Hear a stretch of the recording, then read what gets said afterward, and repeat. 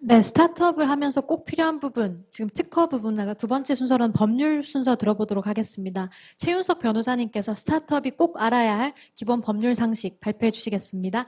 박수로 모실게요.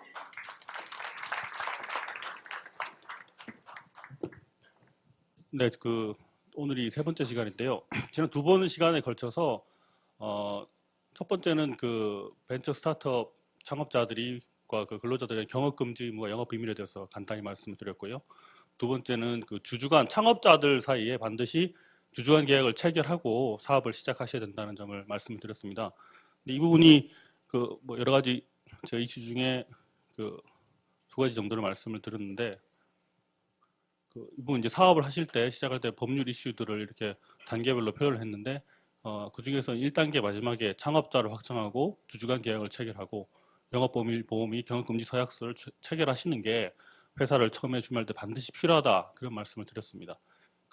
이 부분에서 이제 여러 가지 문의하신 분이 많아서 제가 스타트업을 위한 주주간 계약서의 샘플 하나 만들어봤습니다. 워드 파일 좀 띄워주시겠어요? 이게 이제 제가 간단히 만들어봤는데요. 이걸 하나하나 간단히 살펴보겠습니다. 네 명이서 만일 창업을 하신다면 갑을 병정이 이렇게 있고요. 제1조는 이제 회사의 어떤 설립 목적, 사업 목적을 이렇게 간단히 표현합니다. 그리고 이제 2조에 가게 되면 이제 주식회사에서 가장 중요한 거는 각 지분 비율이죠. 그래서 갑을 병정이 몇 주 가운데 얼마를 인수하고 이렇게 하는데 그리고 2조 제2조 2항에 보면 반드시 이제 죽음을 납입하고 주식을 인수해야 된다고 되어 있습니다. 여기서 이제 회사를 처음 설립하신 분 흔히 생각하시는 게 뭐 나는 기술이 있으니까 너는 뭐 마케팅을 하니까 너는 그런 어떤 특정한 자신의 그게 있기 때문에 나는 지분 몇 프로를 가진다 이렇게 뭐 협의하실 수 있는데 주식회사를 설립하기 위해서는 반드시 본인 이름으로 죽음을 현실적으로 납입을 해야 됩니다. 그 죽음을 다른 데서 빌리는 건 가능하지만 그렇지 않고 내가 임의로 몇 퍼센트 주식을 가진다라는 것은 실질적으로 인정이 되지 않고 나중에 이것이 결국 분쟁이 되어서 지분 인정을 못 받는 경우가 상당히 많습니다.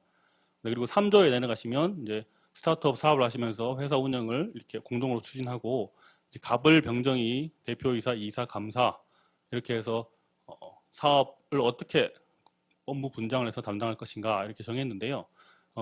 제가 이제 정을 별도로 감사로 규정을 했는데 우리나라 상법에 따르면 자본금 10억 원 미만은 반드시 감사를 두지 않아도 됩니다. 근데 감사를 사실 두는 것이 원칙이지만 이제 뭐 소규모인 경우는 감사를 두지 않으셔도 되는데 다만 이제 처음부터 이런 회사의 이사와 감사 어떤 세팅을 두셔야지 나중에 회사가 규모가 커졌을 때도 회사 운영에 이제 회사 운영이 원활하게 된다는 점을 말씀을 드리고 싶네요. 그것도 조금 더 내려가 주시겠어요? 그리고 이제 제일 중요한 게 회사에서 자금 관리 약정이죠. 원래 이제 이 주식회사는 반드시 이사회와 주총의 결의를 통해서 어떤 회사의 업무 집행이 이루어지는데 소규모 회사의 경우에는 뭐 반드시 그런 형식적인 절차를 거치지 않아도 됩니다. 하지만 그렇다고 해서 무턱대고 해야 되는 것이 아니고 반드시 협의를 거쳐야 되고 근거 자료를 남겨야 됩니다. 그래서 이제 회사에서 필수적인 자금을 지출하기 위해서는 각 당사자에게 동의를 받아야 되고 특히나 제가 사망의 자금 운용 보고서를 제출해야 된다.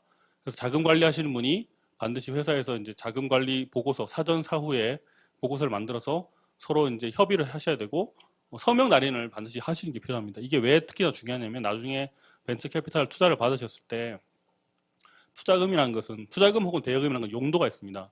근데 용도를 어기고 엉뚱한 곳에 쓰면 단순히 민사적인 책임뿐만 아니라 형사적인 문제까지 될 수 있습니다. 조금만 더 내려주시겠어요? 그래서 이 자금운용 보고서를 검토하는 데는 반드시 서명을 날인하셔야 되고 이런 근거를 남기셔야 외부 투자나 뭐 자금 대여 부분에서 모든 것이 투명하다는 말씀을 드리고 싶고요. 그리고 5조는 이제 업무 협의 이 부분은 이제 주식회사 일반적인 이사회 결의 부분을 말씀을 드린 거고요.